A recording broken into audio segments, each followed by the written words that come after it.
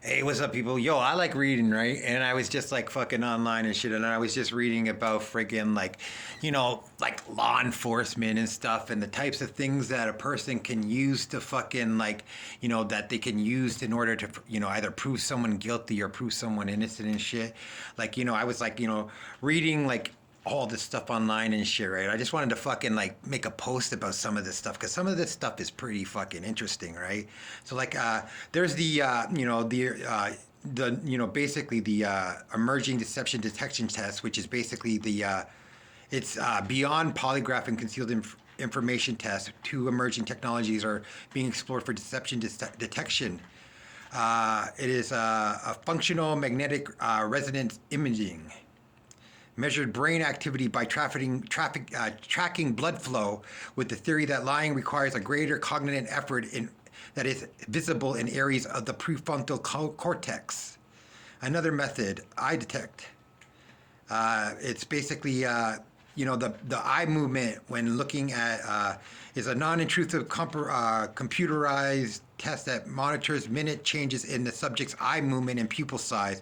Both methods aim to bypass voluntary control by measuring voluntary physical and neurological responses, but they are controversial and yet widely accepted as evidence in legal proceedings. So basically, these tests are not admissible in court. But there's other tests, right? There's the concealed information test, and then that is basically the concealed, also known as the guilty knowledge test. It's a physiological method designed to check if a person possesses crime-specific knowledge that an innocent person would not know. It is often considered more significant valid than the traditional polygraph, as it detects memory traces rather than generalizes emotional stress.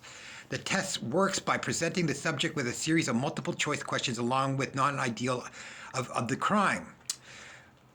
What is the weapon, all that stuff. The subject, if is instructed to deny knowledge of all items, significant psychological reactions, like a spike in heart rate or skin conductivity to a single correct concealed item.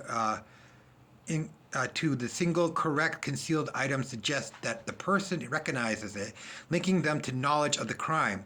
A lack of unique reaction to the correct details helps to support a claim of innocence. So basically, that's like not a polygraph. And then there's the basic lie detector test, the polygraph test. The lie detector test, the most common lie detector is it works by measuring involuntary physiological responses to the questions, including heart rate, blood pressure, respiratory, and skin conductivity. The underlying theory is that the lying causes stress or anxiety, which changes these bodily functions. However, the test does not directly detect lies. It only measures arousal because anxiety from simple taking the test can produce similar responses. But still, a basic lie detector test is not acceptable. But there's also another test where it is called the electrodermal activity, the EDA, Galvus Skin Response, GSR, Skin Conductance Response, SCR. The test involves electrodes and the pictures to measure reactions is likely a measure of electrical activity, also commonly known as the galvanic skin response or the skin conductance response. It works by measuring changes in the electrical properties of your skin, which affects by sweat glands activity that increases with emotional arousal. This arousal can be response to. So basically, this arousal could be response to various stimuli, including those related to attractiveness or sexual arousal. It can be used in psychological neuroscience, biofeedback, and marketing research, while EDA indicates arousal.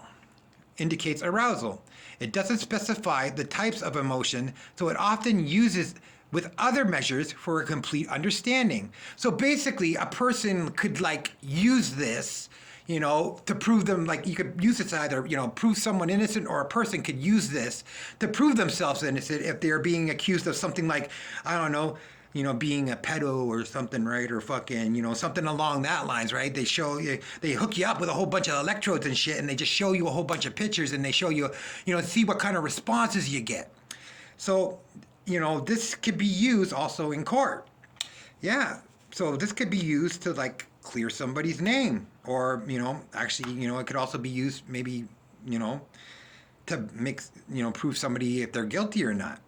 Yeah, so basically, yeah, they hook you up with a whole bunch of electrodes, show you a whole bunch of pictures of like probably, who knows what, just to prove exactly what you find attractive or what you're attracted to. The things that you find that arouses you. This could be used to prove someone's innocence. Yeah, so yeah, I was just like looking at all these freaking things that law enforcement can use and stuff as tests and stuff. And this stuff is pretty interesting, And yeah, I just thought I'd make a post about it, just in case this information might help someone. But like the lie detector test, the polygraph is unsubmissible. Also, the deception detection test is also insubmissible. Yeah, I think the only test that would be actually submissible in court would probably be the concealed information test, and also the ectodermal activity, the EDA, the Galvic skin response, the GRS, conductance response, the SCR. Yeah, so a person, yeah, these tests are, like all this stuff is online if you want to look it up. It's quite interesting though. Like I was just looking at it, I was like kind of like looking into like, law enforcement and stuff like that, and the things that they use at their disposal and shit, and that kind of popped up, and I started reading about it, which was kind of interesting, and so I just thought I'd make a post about it because I thought it was interesting. But yeah, have a nice day, TikTok.